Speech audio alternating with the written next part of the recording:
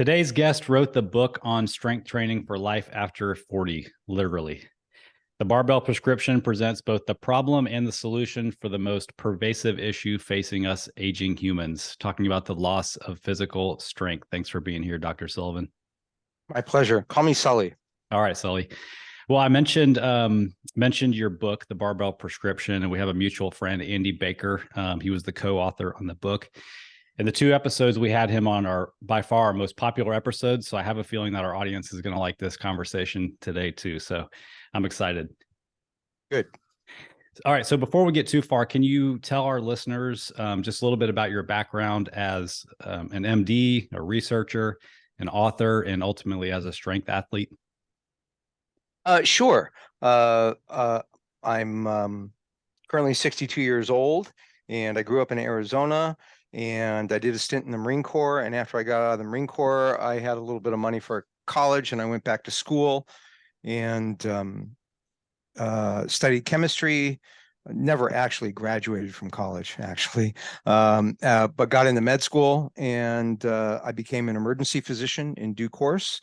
And after I became an emergency physician, I did a basic science research fellowship in the sciences focused on cerebral resuscitation. I was interested in resuscitating brain injury after stroke or cardiac arrest or head trauma, and learned a lot about how tissues age and die in the process of doing that. And suddenly found myself in my mid to late 40s losing muscle tissue, became very interested in the physiology of aging as it pertained to fitness, and almost by kismet discovered the literature on resistance training, and then Ripeto's book, Starting Strength. Mm-hmm. And so I learned from Ripito, and I credentialed in his organization. And in due course, I started my own practice part-time, still seeing patients in the emergency department and trying to do research, but eventually started training people part-time in a little gym twice a week. And that caught on like nobody's business. Couldn't believe it, and made it my specialty to think about and coach and train older people over the age of 40, particularly people in their 60s, 70s, 80s, and so on.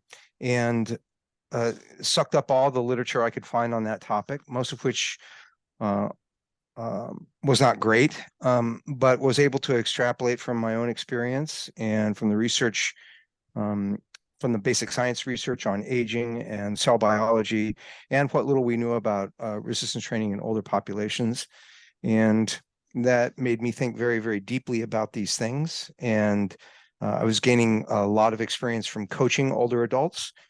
And all of that eventually became a book called The Barbell Prescription, in which I wrote about barbell training for strength training as basically an anti-aging medicine, and wrote about that rationale, made that argument based on everything we knew at the time, which, by the way, has only that knowledge base has only increased, and it continues to point in the same direction.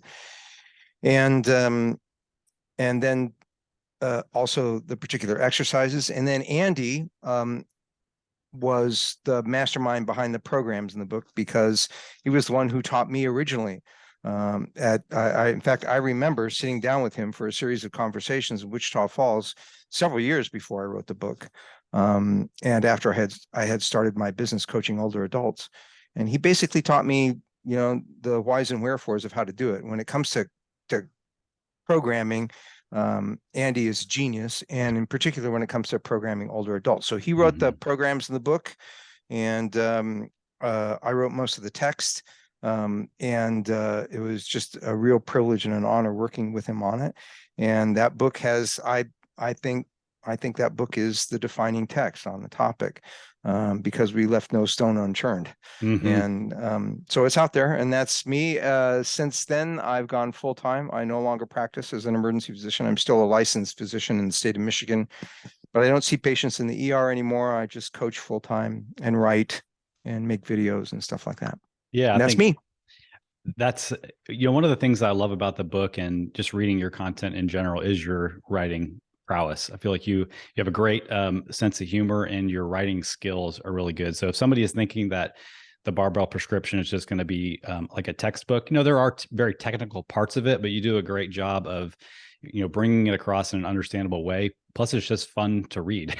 So if That's anybody's very kind doubting, of you. Thank you. That's it's very nice of you. That it's was my true. intention. Yeah. It was, it was a real, it was really sort of threading the needle for Andy and I. On the one hand, it is kind of a textbook. It's the textbook. So if I was going to teach a course in resistance training for older adults at a university level, I would assign that my book is the textbook.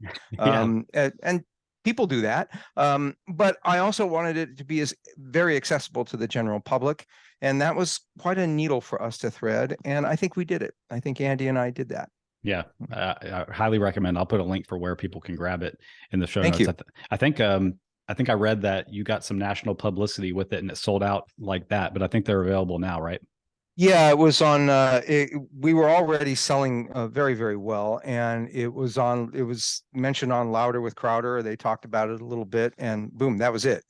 We were out of stock. And it took us a while to get it back in stock because of supply chain backlogs. It's printed on very high quality paper, and it's a big book. Yeah. So it took us some time to get it a second printing and to get it back up on Amazon. So yeah, it's available.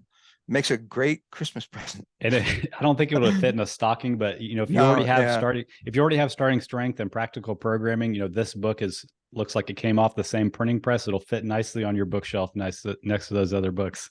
And to the extent it might be relevant to any of your listeners, I just received in the mail yesterday from Ripito, who's the publisher, the Chinese version, the Chinese translation of the book. So hopefully that's like a billion new readers there, and it was already available in Korean. So that's really cool. Well, in chapter 1 of the book, you lay out 2 different avatars of aging for us, and you do a great job of laying it out with these 2 twins. I think their name were Phil and Will, if I'm not mistaken. You demonstrate what you call the sick aging phenotype and the healthy aging phenotype. Tell us the difference between phenotype and genotype, and then the characteristics of what the sick aging phenotype is.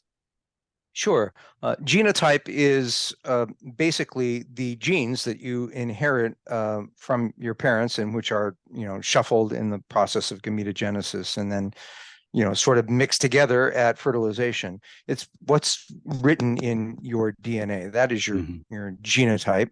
And you can't do a damn thing about it, CRISPR notwithstanding. And but eventually you might be able to, but not today. Right. And your phenotype is a word that comes from the Greek pheinin. It's pheinin plus typos, and pheinin means to show or what's on display. It's the phenomenon. It's what you see when you look at an organism, as opposed to its genotype. So 2 organisms can have identical genotypes, but very different phenotypes depending upon their development and their environmental factors and their experiences. And we use in the example of the book, Wellness Will and Fat Phil, who are identical twins. They're born with the same genotype. They have the same upbringing, but they end up as young adults going on separate paths in terms of lifestyle, diet, and exercise, and so on and so forth. And one of them ends up being a train wreck, and one of them ends up being quite healthy into his 80s, while his brother dies in his early 50s from what I call the sick aging phenotype. The sick aging phenotype is a meta syndrome. I call it a syndrome of syndromes. And those syndromes include the frailty syndrome, which includes, osteopenia and osteoporosis, and sarcopenia, loss of muscle tissue, and the metabolic syndrome, which is characterized by decreased insulin sensitivity, increased adiposity, particularly visceral adiposity, visceral fat around the internal organs, elevated serum lipids, and high blood pressure. It is a constant fellow traveler with chronic systemic inflammation, which is not actually part of the metabolic syndrome, but probably should be. And then the sick aging phenotype also contains the polypharmacy syndrome, or the medicalization syndrome, where people, as they get increasingly, as they age, they get increasingly medicalized, and they have more and more prescriptions, and they're being more and more poisoned and poked and prodded by a medical industrial complex, which, by the way, at one time I was very proud to be a part of, and I'm still proud that I was a part of it. But we can get exuberant with our interventions and uncoordinated. And so that's the sick aging phenotype. It's a progressive meta syndrome of inflammation, vascular disease, insulin resistance, diabetes, cardiovascular disease, stroke, increasing weakness, muscle atrophy, all of it sort of circling the drain and ending in what I call a sick death phenotype, usually quite prematurely. And the healthy aging phenotype is just the opposite of that. It's healthy, it's healthy, vibrant, engaged, strong aging. Unfortunately, the sick aging phenotype is, I would argue, the more prevalent phenotype in industrialized Western societies today. And that is too bad, because it's entirely, almost entirely preventable. Obviously, you can have some genetic predisposition, you can have some bad things that happen to you early on in life. But in general, for most of us, this sick aging phenotype is a function of our behaviors. And as such, it is entirely preventable. It's a pretty grim picture that we just painted there, but it's accurate. You have no idea, right? Spend 24 hours with me in an emergency department, and I'll show you. You have no idea. It's unspeakably grim. It's unspeakably. We talk about a lot on this podcast using our fitness as a buffer against sickness. So the person that comes into the emergency room is already far towards the sick aging phenotype. They have a very small buffer against recovering from whatever the latest pandemic of the day is, for example. Yes, that's what emergency physicians in polite company call poor physiological reserve. And when we're just talking to each other, we call it piss poor protoplasm. It's in the book too. Yeah. So obviously we have a problem. We need a solution for it. In the book, you talk about the barbell prescription, but it's really not just about the barbell. It's really, as you call it, a network of lifestyle habits and lifestyle medicine. Tell us about that. Right. So the sick aging phenotype, as a constellation of disease processes, requires treatment, as you say. Prevention is the best treatment, although the distinction between prevention and treatment is, well, we'll argue that another time. So it requires medical intervention. It doesn't necessarily have to be administered by a physician, but you need a medicine. And the strongest and most multimodal, deeply effective medicine for something like this is lifestyle medicine. And lifestyle medicine basically includes a totality of life habits. So it's going to include, of course, exercise, because exercise medicine is just about the most powerful medicine there is. But it's also going to require proper nutrition, stress reduction, and so on. And we formulate the criteria we focus on exercise medicine in the book, and we formulate a criteria for exercise medicine. And those criteria are the same that you would have for any other medicine that you prescribe, right? You want any medicine that you prescribe to be safe. You want it to be highly dosable. You want it to have what we call a wide therapeutic window. Doctors love medicines with wide therapeutic windows because they're more dosable, they're more titratable, and they tend to be safer. We want it to be as comprehensive as possible. So, for example, any disease, almost any disease, will have multiple therapeutic targets, and you would like your therapy to hit all of those therapeutic targets. So we want it to be as comprehensive as possible.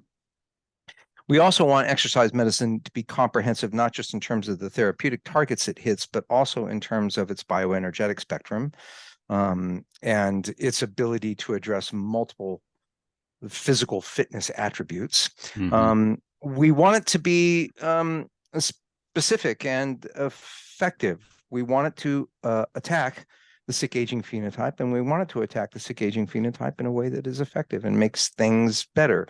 And finally, we would like it to be simple and efficient. We don't want it to be unnecessarily complex. Right. And a big part of the first section of the book is devoted to making the argument that if we accept these prescription parameters for our medicine, and quite frankly, it's quite hard to argue against them, impossible, I would say, strength training, and particularly strength training with barbells that incorporates a high intensity conditioning component, is going to, check all the boxes. And it's going to prove to be astonishingly effective. And that's basically our argument in a nutshell. Yeah, that all makes sense. What we're talking about here is at the root of it, we're talking about a behavior change, really. Yes, there's a formula that we need to follow it to hit those therapeutic points, but we're talking about taking your lifestyle habits right now and making a change. And I think people have a general understanding. They might not know what to do, but they have a general understanding that what they're doing right now isn't working and that they need to do something different. And we have a tendency to kind of feel overwhelmed by the choices that we have and therefore not take action towards, some improvement. And really all this comes down to is what's going on in between our ears. That's probably the main reason that people never start. It's just the mind games and the emotional side that comes along with making lifestyle change. So, as we try to go from headed towards the sick aging phenotype towards what you call the athlete of aging, how do we start to reframe our mindset in a way that will keep us from getting 2-3 months in and quitting? Well, as you imply, first of all, one step at a time. So you can't impose the totality of the lifestyle of the athlete of aging on an individual all of a sudden, and expect them to make progress or to adapt it, because it's just not possible. I'm still incorporating habits into my lifestyle. I'm not done yet. And so we think of things, we've written a blog post, I think, in the past called, LP All the Things. And you can do that. So typically what will happen is somebody will have some sort of life event or will be referred by somebody or both, and they'll find us and they'll come into the gym. And what we'll do, first of all, is just show them, look, you can do this. That's what our first meeting is always about.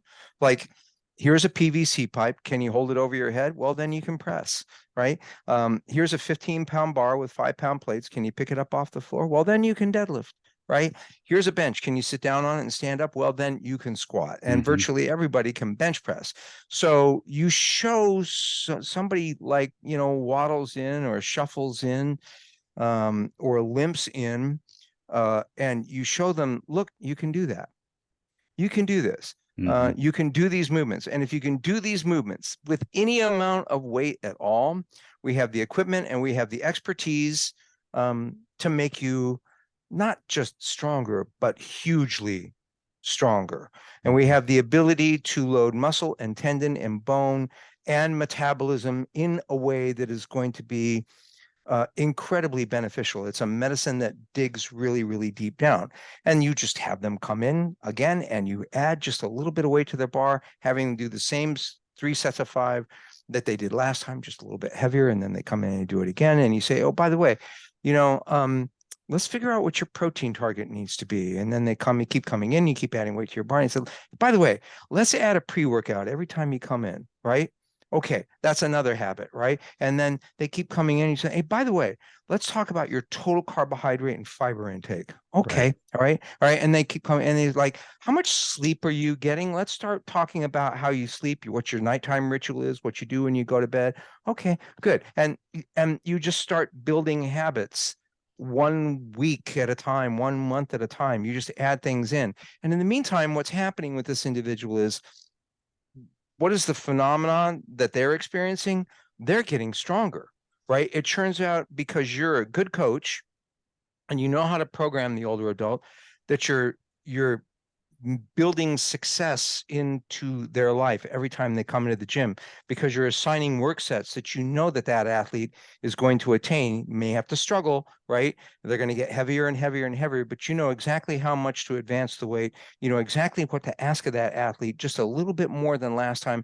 And what they see after a couple of months is, well, when I came in, I couldn't squat my body weight, and now I can squat 45 pounds. That's just life changing. Yeah. Not just in terms of the physical impact that it has, but in terms of, and this is getting finally back to the point of your question, but in terms of their mental vibration and their self-identity. It turns out that I can accomplish things with my body, and I can make my body better and stronger and healthier. And boy, do I feel great, right? Well, then you don't have to worry about them, Yep. right? About keeping them in this sort of system. You won't be able to get rid of them, right? So most of the clients that I have been with me for 5, 6, 7, 8 years. Right. We don't have any spots at Greysteel because nobody ever leaves.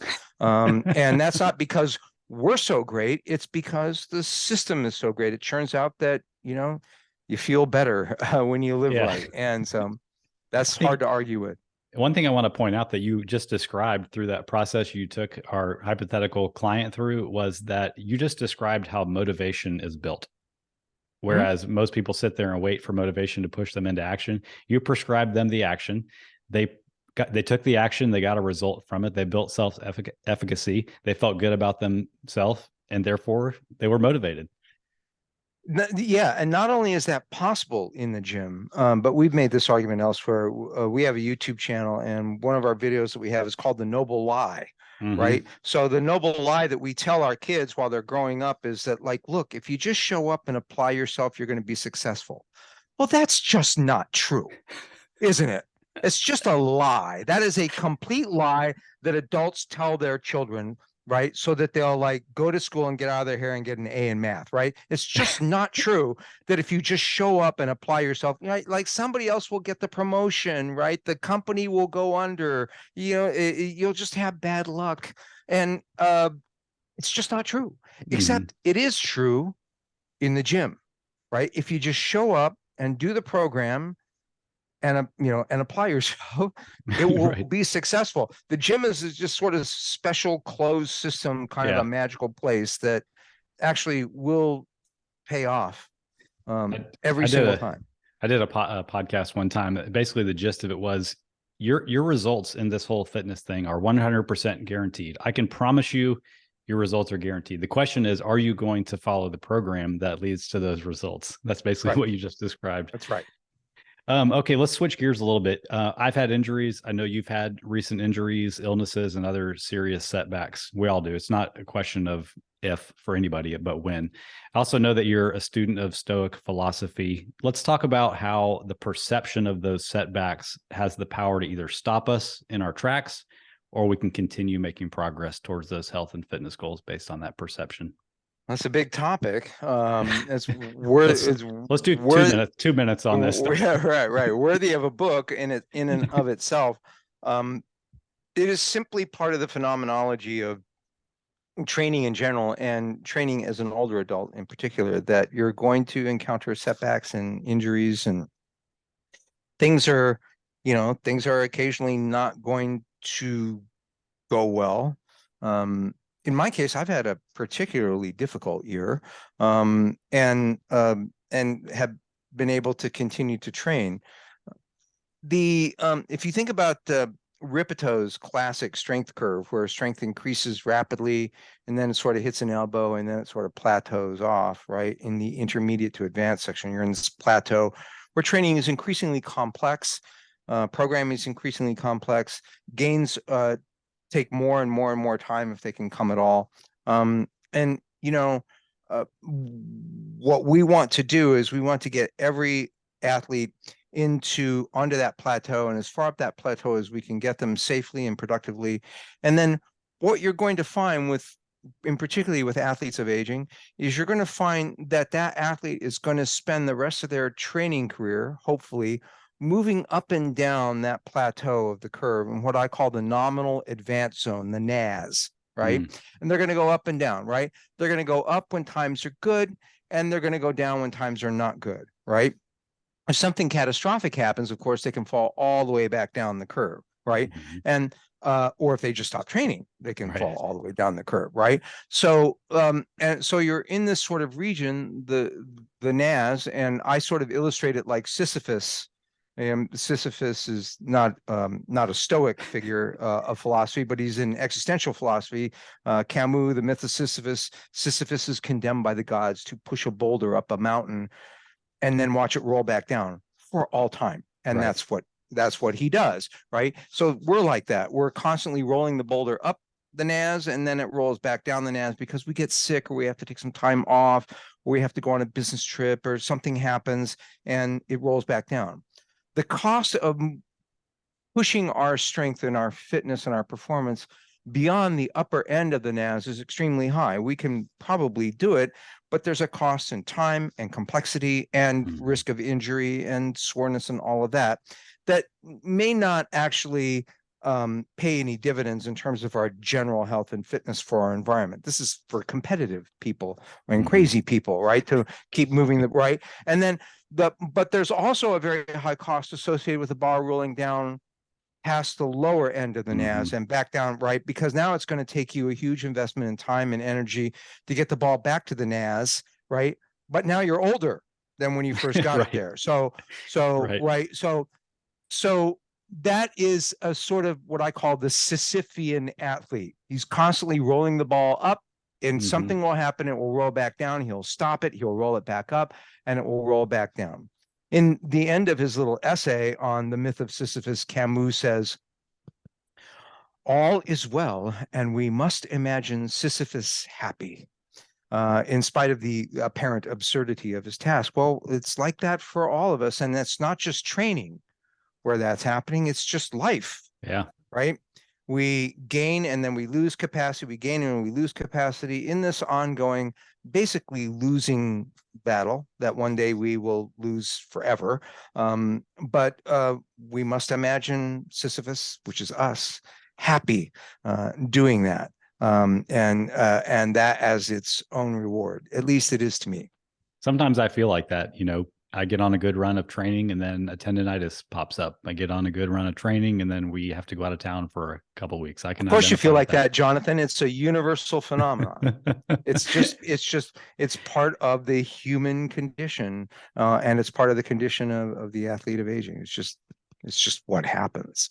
So you mentioned that you had some tough setbacks this year. How did you stay motivated, for lack of a better word, to get back to regular training? You know what? In my case, it's kind of easy, relatively speaking. It's my job, and I train at Greysteel, and I strongly feel that I should be the strongest person there, as the head coach. I'm not anymore. I have clients who are actually stronger than me. I'm thinking in particular of a gentleman named Eric Novak, who's 75 years old and a complete monster. Especially if you use allometric terms like Sinclair or whatever. I've got athletes who are stronger than me, but I feel like I should be very, very strong for my age. And I have a YouTube channel. I feel like there are people pushing me, right? There are people who've got my back in a way. So in that regard, it's a little bit easier. And plus I have, by virtue of what I do for a living now, um, I have expertise and capacities in getting people through tough times as athletes, and that includes myself. And kind of a crappy year, and now I'm getting back to my work weights. Had a good workout last night. I anticipate having a reasonably good workout this evening, and that's just the way it is. I'm starting to roll the ball back up the hill, but I never did really stop training for more than a few days, and that was the key. So you come in, and in the book we talk a lot about, we focus not on what you cannot do, but on what you can do, and that's what you have to do. You have to focus on what you can do and do it. Yeah. Two things popped out at me when you were talking about that was, number one, your environment and your lifestyle is set up for you to continue training. And then entirely. Right. And I think people kind of forget how important that is to overcoming setbacks. Make sure that your lifestyle kind of aligns with the ability to stay on track when things get tough. And then people can structure their lives to sabotage themselves. Absolutely. And then they don't even realize it sometimes, or they live in denial of it. And then number two, you have skin in the game. For somebody that might mean hiring a coach. For you, it's putting your face out there on Instagram or on your YouTube channel. You have a reason to continue beyond the physical benefits of being away from the sick aging phenotype. You have skin in the game, and I think people underrate that too. It's true. Yeah. And as you point out, that's kind of where, coaching comes into play. So a lot of people, it's not their life. It's not, it's not like, not even for me, really. Barbell training is actually not my main thing. I'm a martial artist first and foremost. And, I train to stay healthy and strong, but, I like doing classical karate forms, and I used to like to spar, and I do heavy bag work, and I do Tai Chi, and that's kind of my thing. Barbell training is not my thing, but I do it. So yeah, there are people who just aren't like this, aren't about this like you and I are, where they're just obsessed with getting stronger, and they're really, some people aren't that way, but they understand the need for it, and they want to structure their lives to get their training done. So they hire a coach, and hiring a coach gives you accountability, and helps you build in, the pattern of training. It's kind of like when you're an athlete of aging, you're like any other athlete. You may not be primarily a strength athlete. You may be a ballerina or a fencer or a track and field athlete or a figure skater or a boxer, right? And what are you going to do to build the general fitness attributes that any athlete needs? Well, you're going to go to the gym, you're going to lift weights, you're going to push the sled, and you're going to condition, you can do all those things that we do, but that's not your thing. Your thing is to be a fencer or a boxer or whatever. The same thing applies to the athlete of aging. Your sport is aging well. Right. And that is the most extreme sport of all. So even though it's not your favorite thing to do, just like it's not the fencer's favorite thing to do or the ballerina's favorite thing to do, you're going to go to the gym and you're going to lift, because that's what you need to maintain the fitness for your sport. There's a clip for YouTube right there, if I ever heard one. It's like when as you get older, like I'm thinking about my wife's mom who trains with us, and ever since she got grandkids in her life, she knew that she didn't any longer have the physical capability to keep up with them or even babysit them for half a day. So now her sport is having the energy to be able to bend down and pick up a 2-year-old off the ground, or keep a 3-year-old from falling in the pool when she has to run after them and grab them. So these are at least events in her sport, right? These are part of the grandma decathlon that happens on a weekly basis. Exactly. I love the way of thinking about that. That was a really great point. I hope that hits home for somebody. All right. So let's talk about something that everybody struggles with, and probably the main thing that holds people back from getting short-term or long-term results, either way you want to look at it. And I'm talking about consistency, whether it's consistently making the right choices with their nutrition, consistently training. We have to overcome this somehow. We talked a little bit about how motivation really can't be the thing to get you started. Motivation is fed by your actions, but you have a really good 6-step prescription I think it was in a blog post that you wrote about dealing with the lack of motivation to train. Do you remember that article? It was, and it was a Or maybe it was a YouTube video. it was Yeah. a YouTube video too that we recently did. It was the yeah, 6 steps. I have to look back at these 6 steps now. Yeah. But I thought yeah, it was so really it was practical. yeah, it was first of all, the idea that fun is not required. So the 6 steps were basically if you're feeling demotivated and like you can't go work out, you basically have to go through the motions, right? So you have a procedure that you follow when you have to get up to go to work, right? You're not gonna not go to work, Right.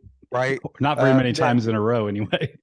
right. Not very many times in a row. So what do you do when you have to go to work? Then you don't want to? The same things that you do when you have to go to work and you do want to, if that ever happens, right? You're just going to do all the same things that you always do. So working out should be the same kind of thing. You have to eat a workout, you have to show up for the workout, you have to, open your log and you have to, make a log entry for the day, even if nothing goes in it. And every step along this way, you're gonna warm up, right? And you're Mhm. constantly giving yourself permission. It's like, well, I'm going to eat my pre-workout, but after I eat my pre-workout, if I don't feel like going, I don't necessarily have to go, but I'm at least going to eat my pre-workout. But then what happens is you eat your pre-workout and you're thinking, well, now I got a belly full of pre-workout. That's just going to turn to fat. So I guess I'll go to the gym, but if I get to the gym and I still hate it, I'm going to come home. Right. Right. So you go to the gym, you show up and everybody says hi. And you say, well, yeah, only a dick's going to walk in here and then walk right back out. So you walk into the gym and then you make a log entry and then you give yourself permission to say log entry. This sucks going home. Right. But you're not going to do that. You're going to write your log entry and you go, okay, whatever. And I'll at least do some squat warm-ups. And then you do some squat warm-ups. And then, yeah. And the next thing you know, you've done a workout. Uh, so uh, that's part of how you build Mhm. consistency.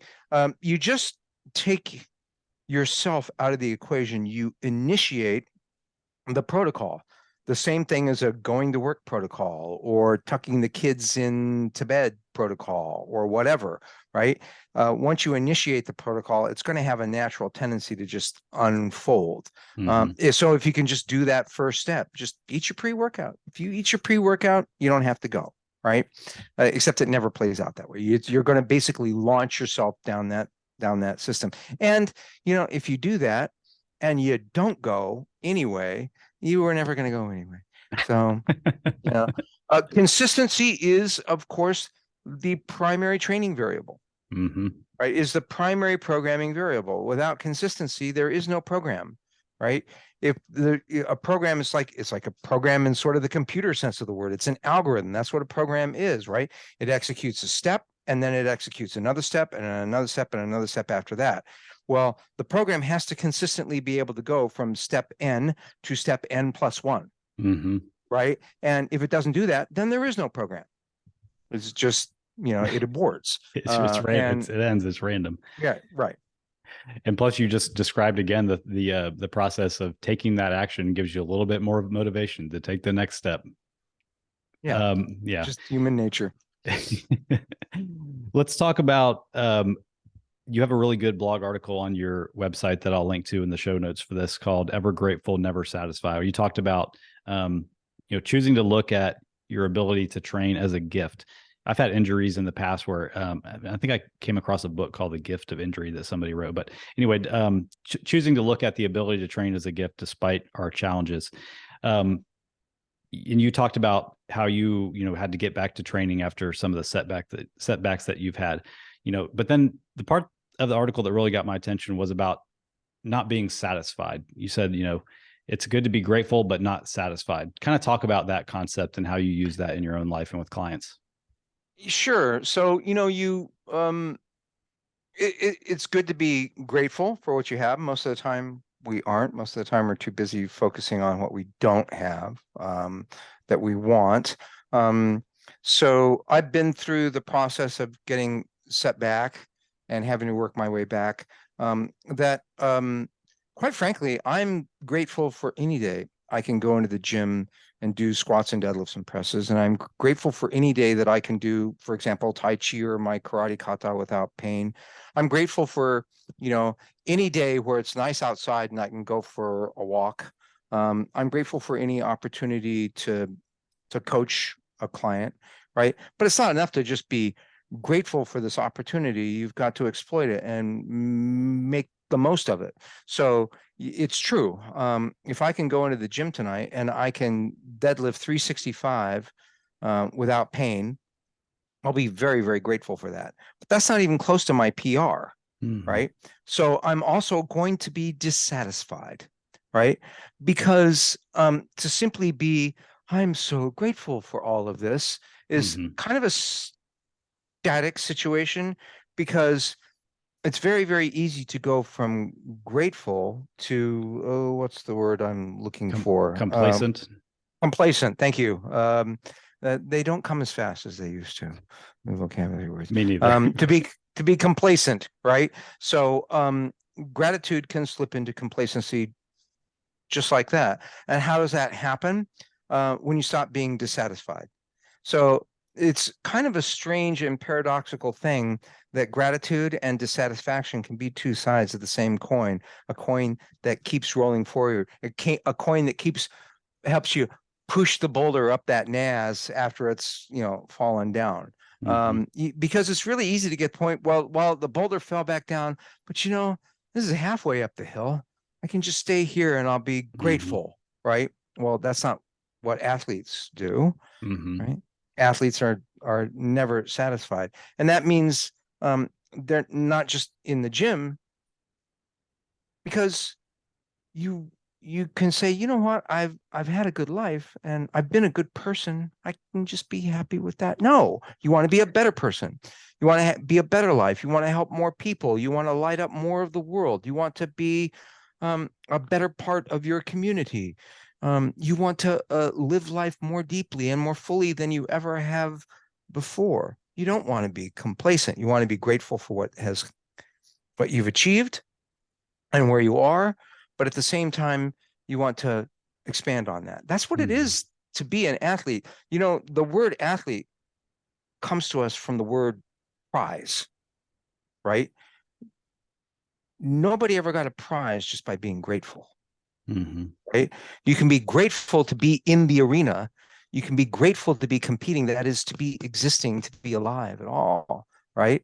But there's a prize. There's a prize to be won, and that prize, whatever it means to you to exist, right? Whatever your meaning is in life, whatever that means to you, that's your prize. You're after that, and that's what it means to be an athlete, not just to go into the gym and lift weights and be physical and be fit, right? It means to have a purpose and a meaning and to be directed against that and pursuing that and pushing that boulder up the hill. And that's what it means to be an athlete, to be in pursuit. That's great. And I feel like, this would be a whole nother rabbit hole to go down to about kind of the everybody gets a trophy culture, but training people who are mostly in their 50s, 60s, 70s, and 80s that came from a different time where that wasn't really the case. Do you see a different mindset around this whole conversation? I guess in a way I do. Some of my athletes have turned out to be, very competitive. As a matter of fact, there's a lady who started with me, Shelly. Oh, for heaven's sake, how can I be forgetting her name? She trains with Andy now. She trains with Andy now. She started at Greysteel, and she's like the world champion, masters female powerlifting right now. And God, I've only known her for 25 years. I don't know why I'm suddenly blanking on her middle name, on her last name. But anyway, Shelly started with us, and she obviously turned out to be very competitive. And I've had other people who've gone to competition, and usually they do that once or twice, unlike Shelly. And that's enough. Because people eventually come to the realization that what they're competing with is themselves, right? They're competing with that complacency. They're competing with the most formidable opponent of all, which is time. and aging and entropy. That's who they're in competition with. Um, People, when they get older, when they get into their fourth, fifth, sixth, seventh decades, they start to realize, I'm on the clock, actually. Eventually the buzzer goes off, right? How many goals can I get in the amount of time that I have left in the game, right? How many snatches can I do? How many grandchildren can I kiss? And how many good things can I do? There's a buzzer. It's going to go off, right? And how much can you get done between now and then? That's the competition.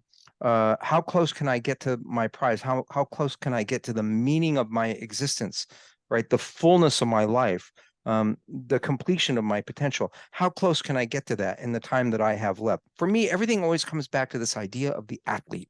And that's what it is to be an athlete of life, an athlete of time, and an athlete of aging. And what I've recently started to call the cosmic athlete, although that's a different conversation. So, yeah. I feel like we just kind of heard the outline for a book that you're working on, maybe. Sort of. Yeah, sort of. That's exciting. Well, I want to be respectful of your time. Is there anything else that we didn't cover that you want to bring up in regards to the book, or just in your practice, or nuggets you want to leave our listeners with? I don't know. I feel like you've asked me some great questions, and you've given me the space to sort of talk my head off, and talk your listeners' ear off. I hope I've given people enough to digest and think about. Obviously, I can talk about this stuff all day long, but I think we've covered the basics. I could, if I could just save some for another day too. Yeah, if I could just invite people to Please check out our YouTube channel, and we're at YouTube, Greysteel, Greysteel, and our website with our blog posts and stuff is at greysteel.org. And if you're ever in town, let us know that you're coming, and you can drop in and pay us a visit. And in town is in the suburbs of Detroit, correct? That's correct. And we're in Farmington, Michigan, just outside Detroit. Very good. Yep. And you're on Instagram, I assume? Yeah, at the Barbell Prescription on Instagram. Okay, very good. All right, Sully, thanks again for your time. It was an honor. Thank you very much for having me, Jonathon. All right, take care. Bye now.